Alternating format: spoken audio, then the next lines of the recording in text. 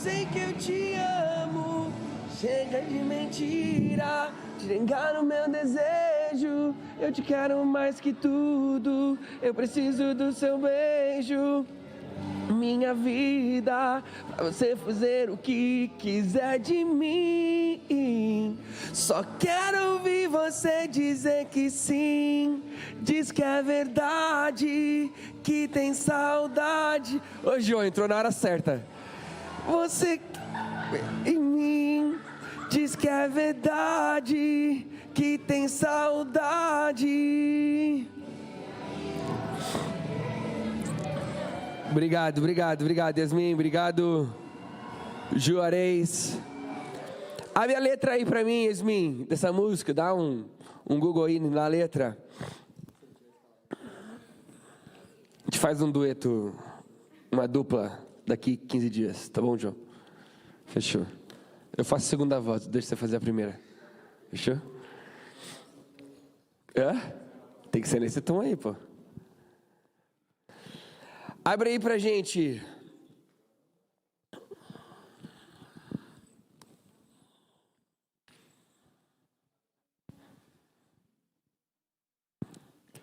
Coloca lá no início do refrão. E nessa loucura. Aí. É o hino nacional do Brasil, né, gente? Baixa aí. Olha lá, ó. E nessa loucura de dizer que não te quero, vou negando as aparências, disfarçando as evidências, mas pra que viver fingindo, se eu não posso enganar meu coração? Eu sei que eu te amo. Desce mais. Chega de mentiras, de negar o meu desejo, eu te quero mais que tudo, eu preciso do seu beijo, eu entrego a minha vida para você fazer o que quiser de mim, só quero ouvir você dizer que sim. Galera, é óbvio, né, que essa canção é um homem cantando para uma mulher, né, falando sobre a maneira de lidar com um certo amor, né, e nessa loucura, negar o meu desejo, para que eu vou ficar disfarçando, se o que eu mais quero é ter você junto comigo? Mas não era a intenção do autor, e eu sou chato com isso, vocês sabem, né, como eu sou chato quando a gente fala da intenção do autor no texto bíblico. Mas se a gente for olhar para o refrão dessa música, a gente pode brincar com algumas coisas, brincar com algumas características que envolvem a nossa fé. Deixa lá, Yasmin, a letra, por favor. Que envolvem a nossa fé, porque nós fazemos muito isso. Nós muitas vezes negamos as aparências, nós muitas vezes disfarçamos as evidências, quando nós temos a necessidade de nos relacionarmos ou de mostrarmos quem de fato nós somos como cristãos. E às vezes a gente diz, né, chega de mentiras, chega de eu tentar me enganar, eu tenho um desejo muitas vezes pelo pecado, né? Mas quando na verdade, e viajando bastante na letra da música agora, quando na verdade a gente só precisa entregar a nossa vida para Jesus, para Ele fazer o que quiser de mim. Afinal, eu sei que eu te amo. Eu sei, Jesus, que eu te amo. E nessa loucura de tentar entender como é que eu desenvolvo a prática da minha fé, a prática da minha vida cristã, eu preciso entender quais são, de fato, as evidências que eu não posso mascarar com o meu pecado, que eu não posso disfarçar com a vida que eu levo, que eu não posso mudar aquilo que significa de fato o meu cristianismo. E então eu deixar o caminho aberto para evidenciar de fato, para colocar evidências claras da vida que eu já decidi por Jesus. A série de mensagens que nós vamos caminhar, ela vai falar sobre os frutos do Espírito, ou fruto do Espírito. E o fruto do Espírito nada mais é do que a evidência clara da fé que eu professo. O fruto do Espírito, ele é a evidência de que de fato eu pertenço a Jesus. O meu pecado, as obras da carne, são a expressão das minhas aparências. São a expressão que me distancia de evidenciar a fé que eu tenho em Jesus. O fruto do Espírito é a evidência de que de fato eu pertenço a Jesus. Te amo, filha, também. De que de fato eu pertenço a Jesus. E nós vamos caminhar nisso. Mas, para nós caminharmos nessa direção, e hoje não vai ser a nossa primeira parte do fruto. Hoje não vamos falar de amor ainda. Hoje eu quero ter um tempo com vocês, numa introdução a esse tema, óbvio, mas uma introdução, põe lá para mim, Yasmin, por favor, uma introdução que nos conduzirá a entendermos como que nós temos que nos relacionar, pode passar para o próximo, por favor, como que nós temos que nos relacionar com essas evidências. Durante as próximas semanas, nós seremos desafiados a vivermos em amor, paz, alegria, paciência, amabilidade, bondade, fidelidade, mansidão e domínio próprio. Nós vamos ser desafiados a isso. Agora, o porquê que eu faço isso? Como eu faço isso? Para que eu vou me empenhar nessas próximas semanas a me relacionar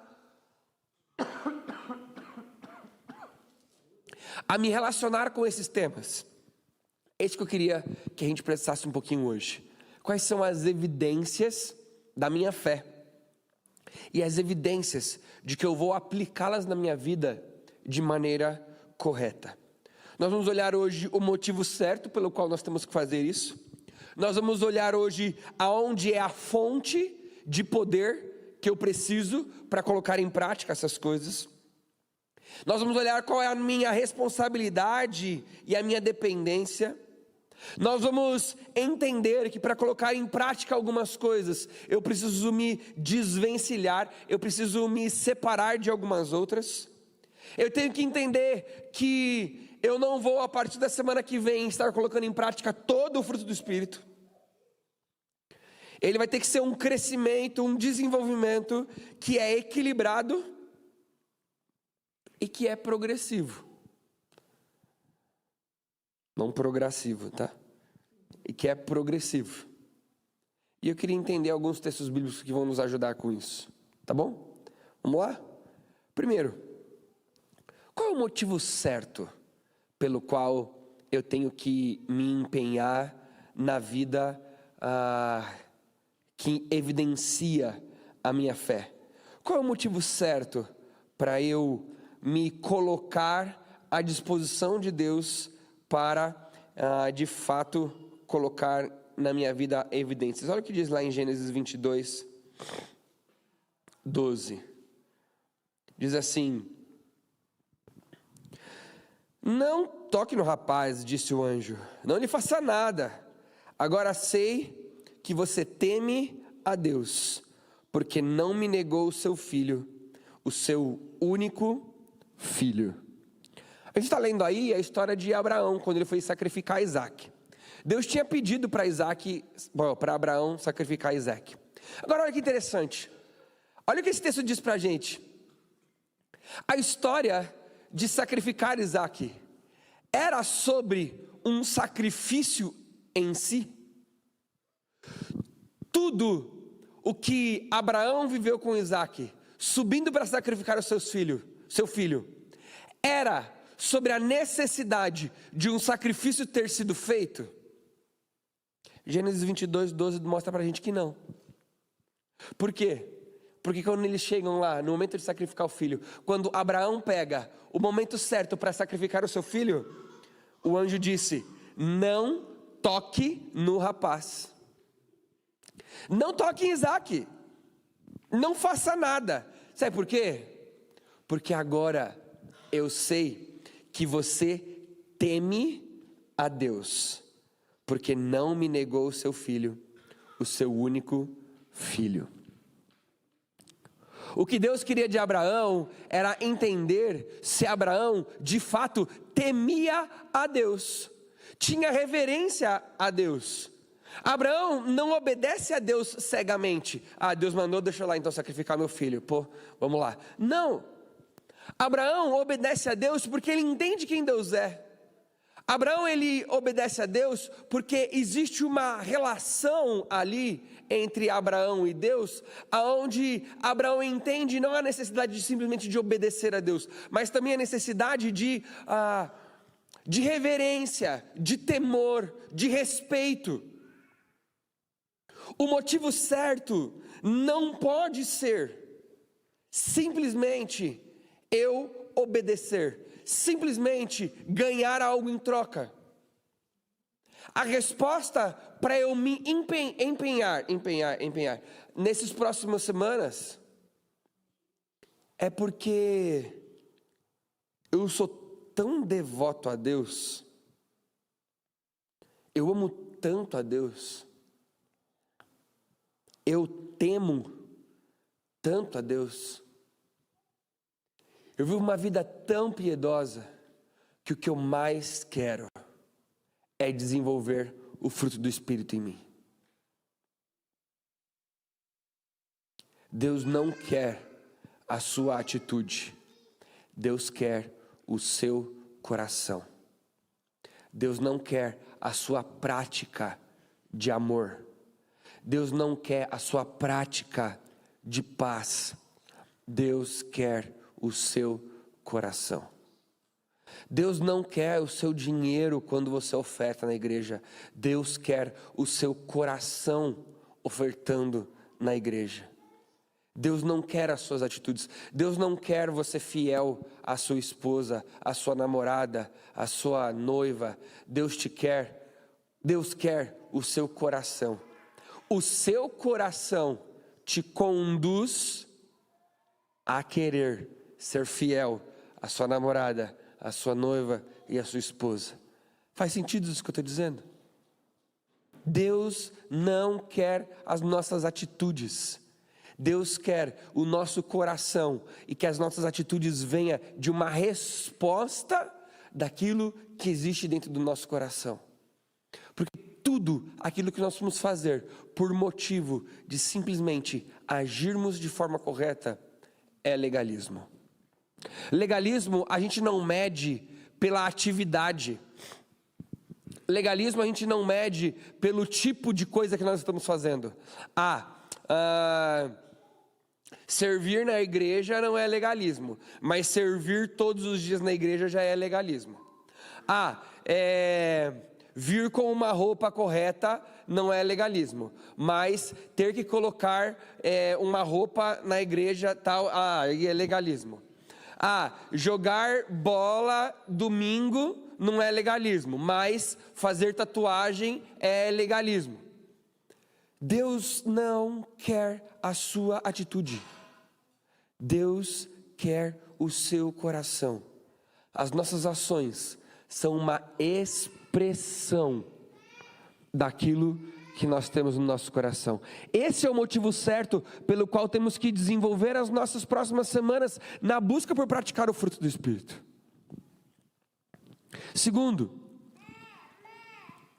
precisamos entender que nos dedicarmos ao fruto do Espírito é nossa fonte de poder para vivermos isso. Olha o que diz em 2 Coríntios 3, 5. Diz assim: não que possamos reivindicar qualquer coisa com base em nossos próprios méritos, mas a nossa capacidade vem de Deus. Eu sei, você cresceu na igreja, sendo orientado a ser santo. E por causa disso, você crê com todo o seu coração que a habilidade de você conquistar isso está em você. Mas não está. Não por obras, para que ninguém se glorie. A glória da nossa salvação, a glória da nossa santidade precisa ser de Deus. Mas nossa capacidade vem de Deus. Nessas próximas semanas, nós seremos desafiados a nos relacionarmos com cada parte do fruto. Você não vai se transformar em alguém mais amoroso porque você se empenhou nisso. Você não vai se transformar em alguém mais paciente porque você vai se empenhar nisso. Você não vai se tornar alguém com mais domínio próprio porque você se esforçou por isso. Você vai se tornar mais amoroso, mais paciente, com mais autocontrole, porque você vai buscar em Deus a capacidade de você conquistar essas coisas. Eu já compartilhei algumas vezes isso aqui, se não algumas vezes, uma vez pelo menos eu já compartilhei isso. Mas a Cecília teve um momento claro para nós lá em casa, de quando ela entendeu o evangelho de fato. Foi quando nós estávamos orientando ela sobre algo de errado que ela estava fazendo, e nós já vínhamos fazendo isso há algum tempo. E em um determinado dia a Cecília virou para mim e falou assim: mas papai, eu não consigo. O dia que ela falou isso, eu falei: filha, essa foi a frase mais importante que você disse na sua vida. Porque agora você entendeu o evangelho. Agora você entendeu Jesus. É isso mesmo. Você não consegue. Só tem um jeito de conseguir. Foi quando a gente conversou mais uma vez, né? Já tínhamos conversado milhões de vezes. Mas foi quando a gente conversou mais uma vez sobre o evangelho lá em casa. E daí a gente criou um caminho. Porque normalmente, por mais que tivéssemos ali alguns pecadinhos específicos, né, lá em casa, com a Cecília, normalmente girava em torno de domínio próprio, né? Ela podia até ter gritado, mas o pecado dela não foi só o gritar. O pecado foi, ela não conseguiu se controlar e por isso ela gritou. O pecado não era comer o chocolate, não era comer o doce, mas é que ela não conseguiu se controlar naquilo que nós pedimos para ela fazer sobre não comer o doce, ela comeu. E daí nós criamos um caminho. E o caminho era o seguinte, e ela respondia bem direitinho, né? Cecília, Jesus é seu Salvador? Ela, sim. Por causa que Jesus é seu Salvador, qual presente você ganha? A ela, o Espírito Santo. Aí o que o Espírito te dá, filha? A ela, poder. Aí o poder para quê? Para me controlar. Mas recebereis poder ao descer sobre vocês o Espírito Santo de Deus, e vocês serão minhas testemunhas, tanto na Judéia, Samaria e até os confins da terra. Atos 1:8. Nós ganhamos um poder quando o Espírito de Deus vem habitar em nós. Poder para quê, gente? O fruto é de quem? É meu? O fruto é do Espírito. Se o fruto é do Espírito e esse Espírito habita em mim, quem é que produz essas características em mim? Eu mesmo? Não, é o Espírito.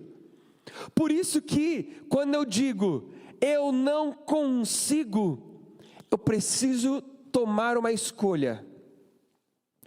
Ou eu estou dizendo que eu não tenho o Espírito Santo, ou eu estou dizendo que eu não quero obedecer o Espírito Santo. Porque conseguir, você consegue. Porque dentro de você mora aquele que te dá o poder suficiente para você conseguir fazer aquilo que você precisa fazer. Se você não consegue, você está dizendo que o Espírito Santo não é poderoso o suficiente.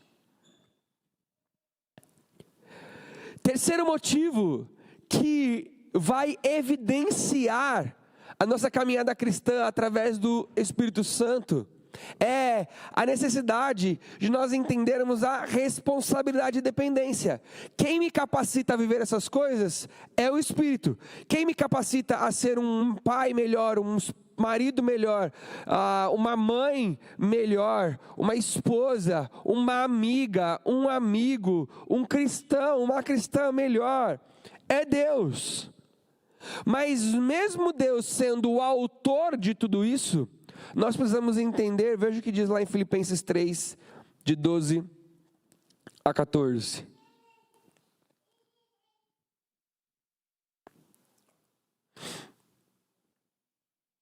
Diz o seguinte: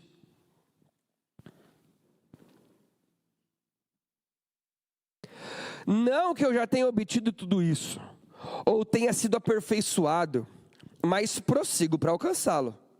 Pois para isso também fui alcançado por Cristo. Irmãos, não penso que eu mesmo já tenha alcançado, mas uma coisa faço, esquecendo-me das coisas que ficaram para trás, e avançando para as que estão adiante, prossigo para o alvo, a fim de ganhar o prêmio do chamado celestial de Deus em Cristo Jesus.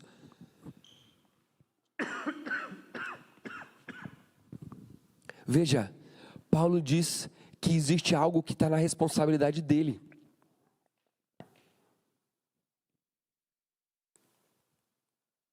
Ele diz: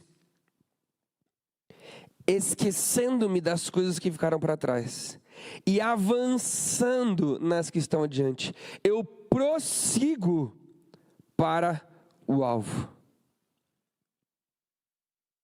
Nós temos a nossa parte no todo. Nós temos o desejo de agirmos nesse processo.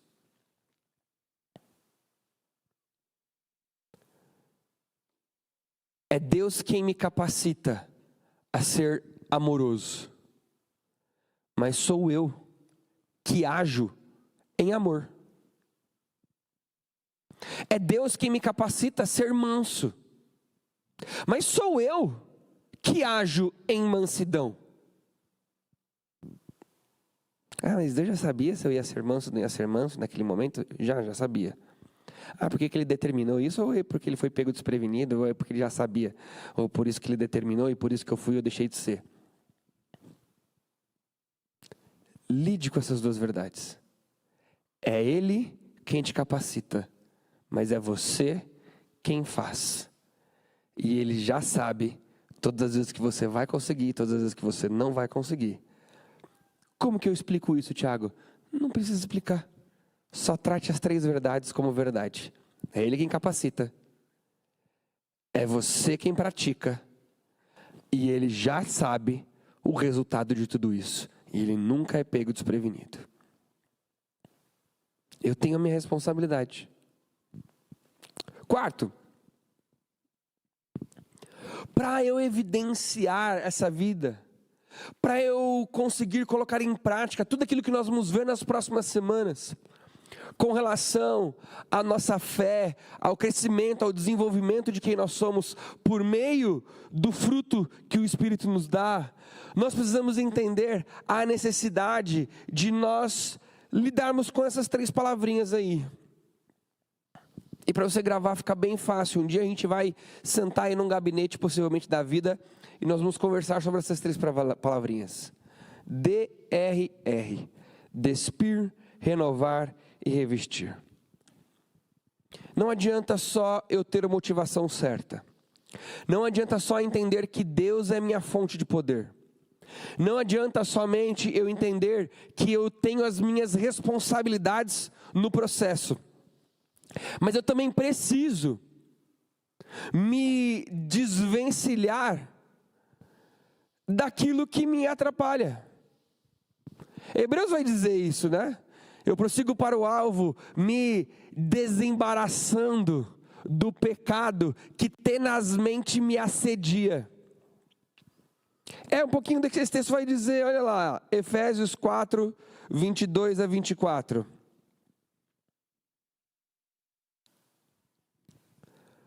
Vai dizer: quanto à antiga maneira de viver, vocês foram ensinados a despir-se do velho homem, que se corrompe por desejos enganosos, e a serem renovados no modo de pensar, e a revestir-se do novo homem, criado para ser semelhante a Deus, em justiça e em santidade, provenientes da verdade.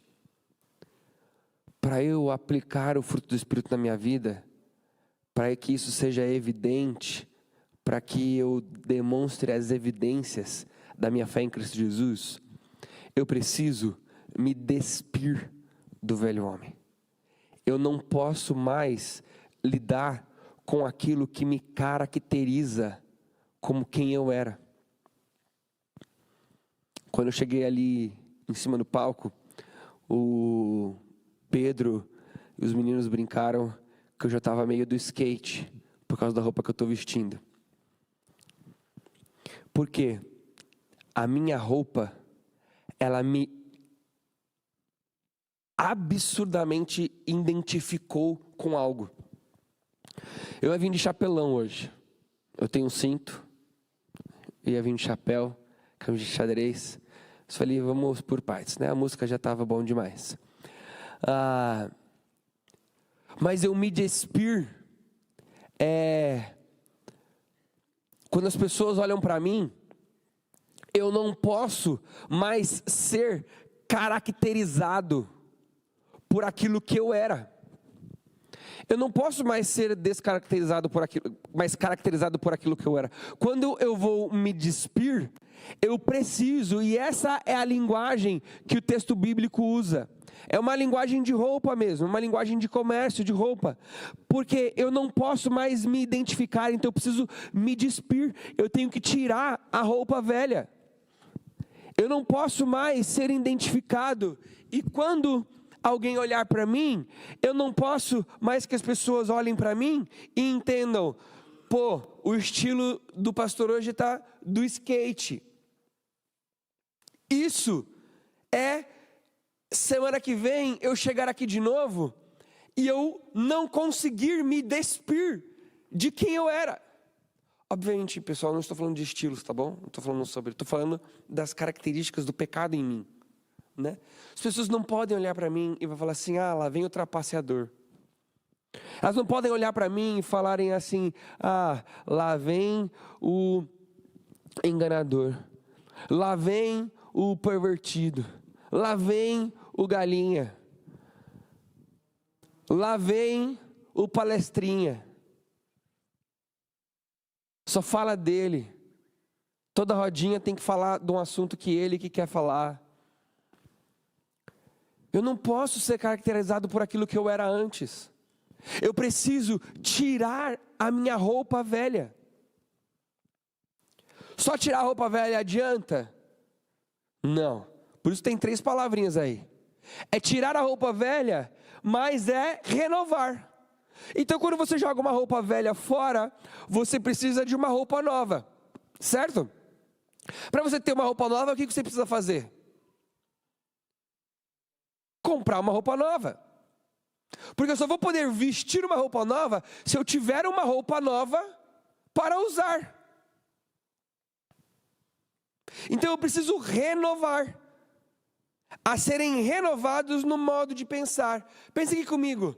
Aonde está na Bíblia o lugar aonde eu renovo a maneira de pensar? Antes eu pensava de uma maneira e agora eu penso de outra. Aonde está na Bíblia a maneira de eu renovar o jeito de pensar? Em Cristo Jesus.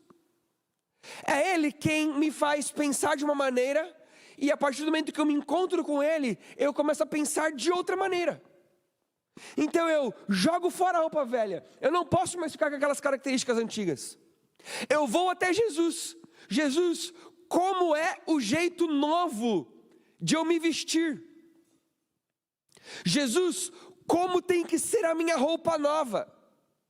Então em Jesus, Veja, é para gravar a nomenclatura, é para gravar o jeitão que o texto está conduzindo a gente. É uma linguagem de roupa. Então em Jesus eu compro as minhas novas vestes. E então eu vou me revestir. E quando eu coloco a roupa nova que Jesus me deu, eu vou entrar nos lugares e as pessoas não vão mais lembrar quem eu era. Elas não vão mais me associar com aquilo que eu era. Eu não vou mais estar caracterizado pela roupa antiga que eu usava. Eu vou estar caracterizado pela roupa nova que eu comprei e que eu estou vestindo agora. 5 e 6 são muito próximos, tá bom?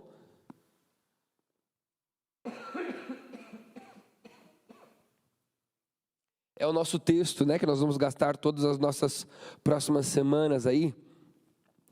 Gálatas 5, 22 e 23. Mas o fruto do Espírito é amor, alegria, paz, paciência, amabilidade, bondade, fidelidade, mansidão e domínio próprio. Contra essas coisas não há lei. O nosso crescimento precisa ser equilibrado. Não sei quantos já brincaram ou já viram um gráfico de som.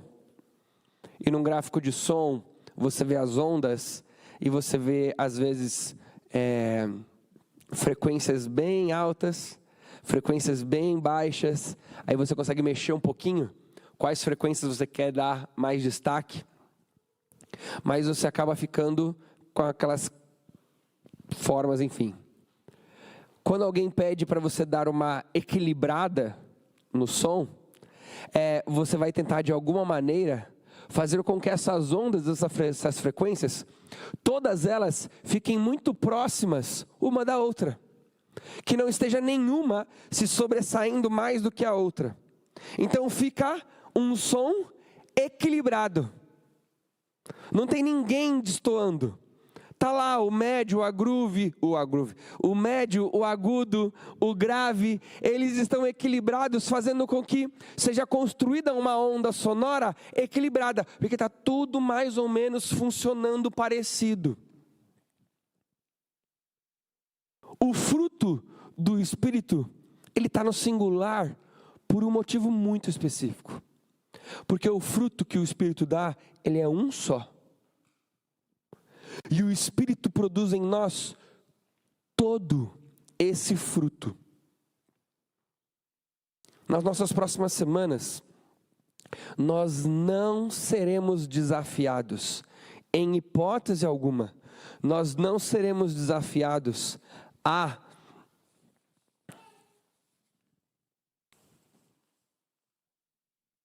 não tem nada a ver com a pregação, tá bom, gente? Só com a minha filha mesmo.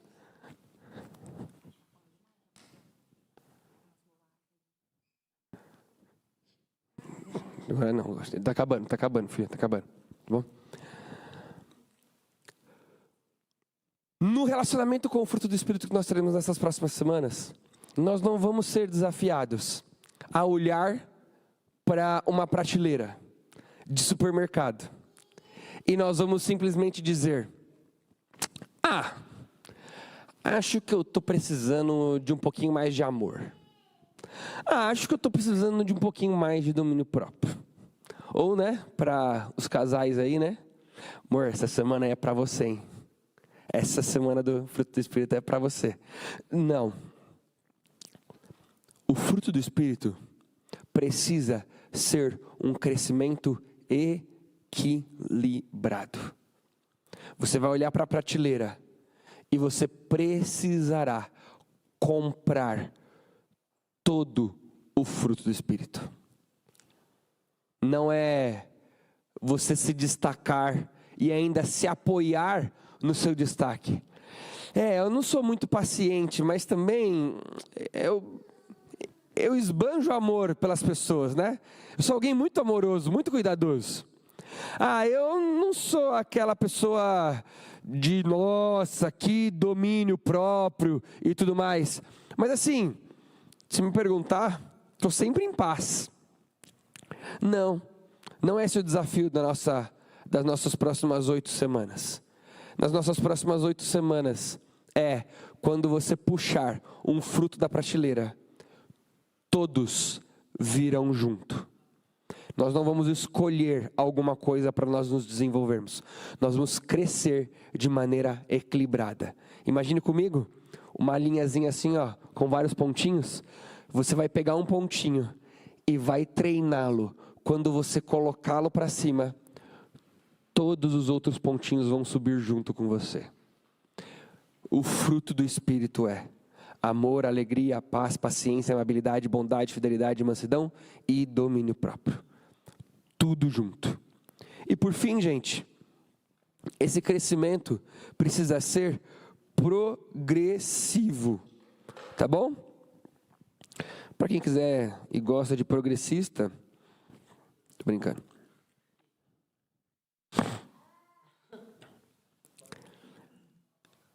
Olha o que diz em 1 Tessalonicenses 4:10. Diz assim: e de fato, vocês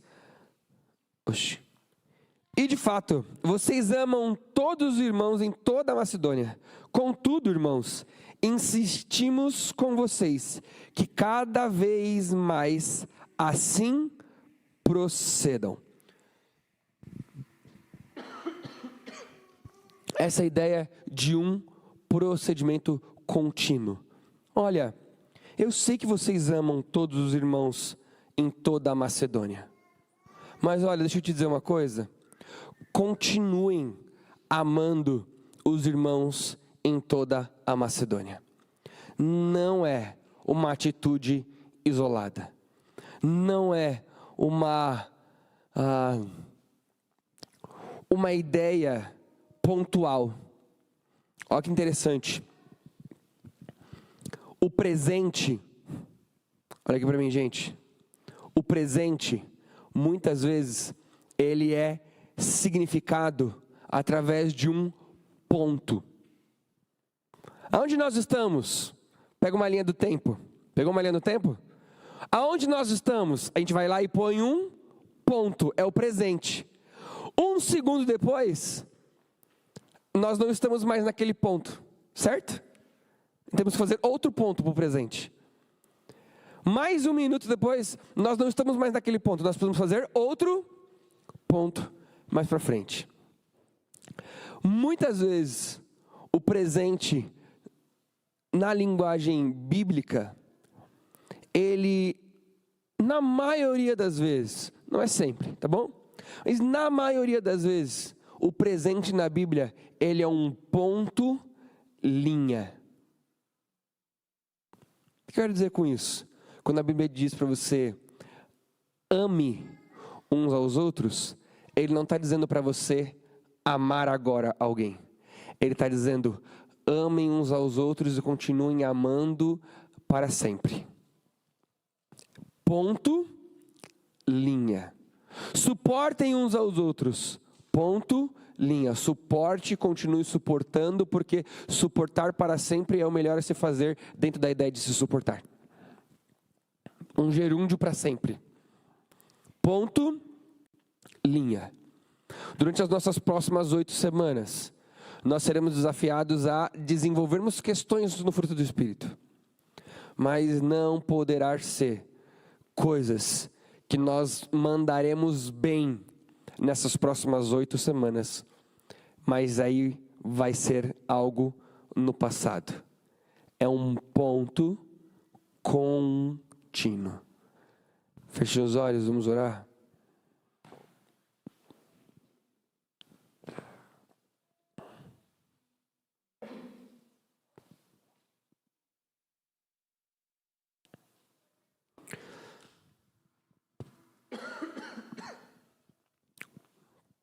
Eu vou ler para você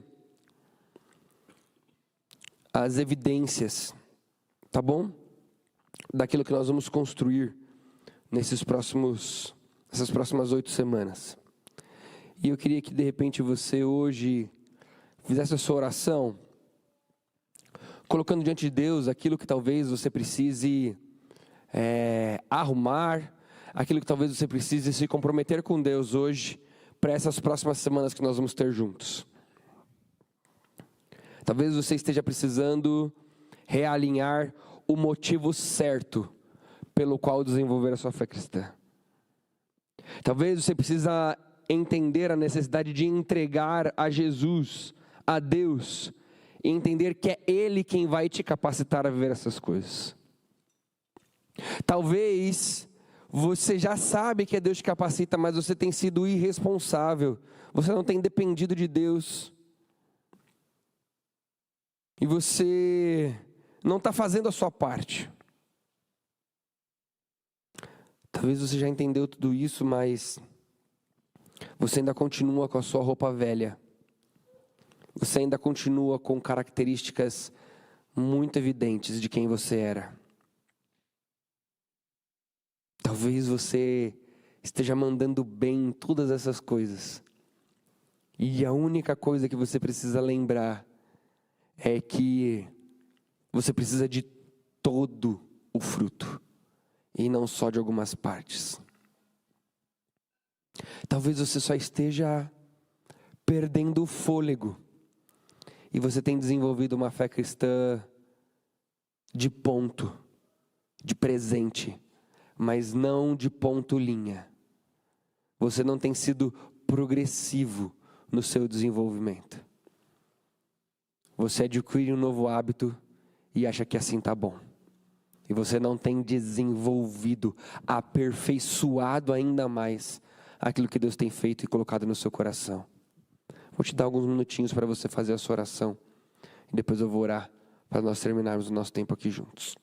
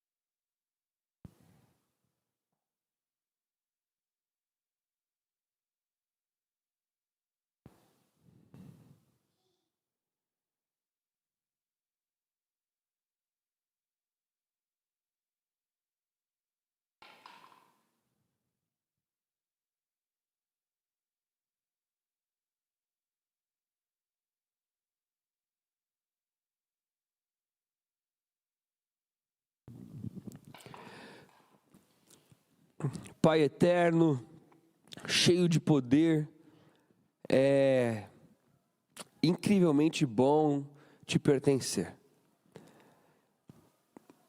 Muitas vezes nós teremos aflições, mas o Senhor disse que é para nós ficarmos tranquilos, temos bom ânimo, porque você venceu o mundo.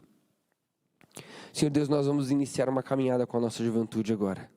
Eu te peço, Pai, que o Senhor nos ajude nessa caminhada. Que as marcas do fruto do Espírito sejam muito evidentes na nossa vida cristã. Que em nome de Jesus nós não venhamos a viver de aparências, não venhamos a viver de disfarces, não venhamos a viver de uma maneira que não te agrada. Mas que nós possamos entregar a nossa vida ao Senhor, para o Senhor fazer com a gente aquilo que o Senhor quiser e desejar. Te peço, Deus, que no final desse tempo esteja marcado, cravado dentro do nosso coração e nas nossas atitudes tudo aquilo que o Teu Espírito nos capacita a vivermos. Nós chamamos muito, Deus, ser com os nossos pequenos grupos, com os nossos cultos nessas semanas com a nossa série de mensagens, em nome de Jesus. Amém. Amém, gente? Deus nos abençoe e até o nosso próximo encontro. Valeu? Só para vocês terem uma noção, pessoal, deixa eu dar alguns avisos aqui. A gente nunca faz aviso no culto da juventude, né? Nós vamos seguir, tá bom, gente? Os nossos pequenos grupos e cultos nessa ideia. Então, possivelmente, eu não vou pregar sobre amor aqui na juventude, porque a gente vai ler sobre amor no nosso pequeno grupo na semana que vem. E daí, provavelmente, eu vou pregar sobre alegria, mas não vou pregar sobre paz, enfim. Deus não vai me deixar escolher as minhas pregações ou o fruto que eu quero mais partilhar, mas nós vamos desenvolver assim numa sequência, e a ideia é que a gente termine isso até o nosso acampamento. Nas minhas contas com o Arthur, a gente vai ficar com uma semana de folga ainda para o nosso acampamento.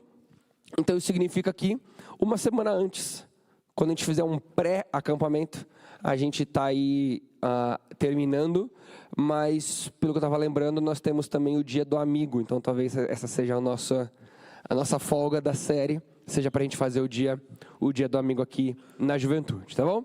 Então esse era o meu aviso sobre a nossa série. Eu quero dar outros 2 avisos. Primeiro deles, está rolando lá, gente, uma lista com o moletom da juventude. Você viu ali a arte do moletom, tudo bem lindão, tá? E daí o que eu preciso de você? Nós vamos fazer um pedido por encomenda, tá? A gente não tem uma circulação de